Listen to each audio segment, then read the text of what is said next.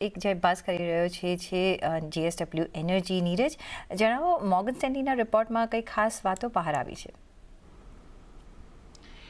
જી તો Morgan સ્ટેન્લીએ GSW energy પર જે રિપોર્ટ આપ્યો છે એની અંદર ખાસ કરીને કવરેજ શરૂ કર્યું છે અને તેમણે શરૂઆતની સાથે જ ઓવરવેટ કવરેજ અહીંયાથી ખાસ કરીને આપ્યો છે 545ના લક્ષ્યાંક આની અંદર ખાસ કરીને જે મોર્ગન સ્ટેન્લી દ્વારા આપવામાં આવ્યા છે. એમનું કહેવું છે કે કંપનીનું બિઝનેસ મોડલ એક તો જે ખાસ કરીને એક રિન્યુએબલનું છે, બેટરી સ્ટોરેજનું છે અને બીજી તરફ થર્મલ પાવરનું છે. આ જે આખું બિઝનેસ મોડલ છે સારી રીતથી ઇન્ટિગ્રેટ થયેલું છે, એ સારી રીતથી સમન્વય અહીંયા આપણને જોવા મળી રહ્યો છે.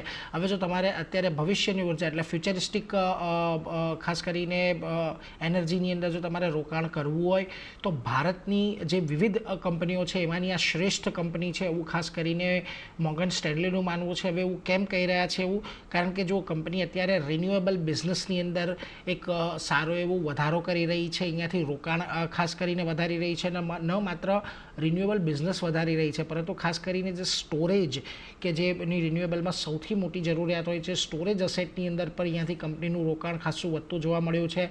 હાલમાં જ તેમણે એક થર્મલ પાવરનું એનસીએલટી રૂટથી અધિગ્રહણ કર્યું હતું, એટલે થર્મલ પર પણ તેઓ પોતાની કેપેસિટી જે છે, પોતાની ક્ષમતા જે છે એ ખાસ કરીને વધારી રહ્યા છે અને આ બધાનો લાભ આવનારા સમયમાં અહીંયાથી કંપનીને જોવા મળશે એવું મોર્ગન સ્ટેન્લીનું માનવું છે. અને હાલમાં જ કંપનીને જે ઘણા બધા ઓર્ડર્સ મળ્યા છે એ ઓર્ડર્સ જે છે એકદમ વ્યાજબી ભાવે એમને ખાસ કરીને મળતા જોવા મળ્યા છે. એને કારણે આવનારા સમયમાં એમનો જે માર્કેટ શેર છે એ પણ વધતો જોવા મળશે. તો આ બધા કારણોથી મોર્ગન સ્ટેન્લી ઓવરવેઇટ છે અને 545ના લક્ષ્યાંક જીએસડબલ્યુ એનર્જી પર આપી રહ્યા છે. અને આજે જે કાઉન્ટર પણ એક 7%ની તેજી સાથે કામકાજ કરી રહ્યો છે. એક પોઝિટિવ ઇમ્પેક્ટ આપણે કાઉન્ટર પર જોઈ રહ્યા છીએ. On that not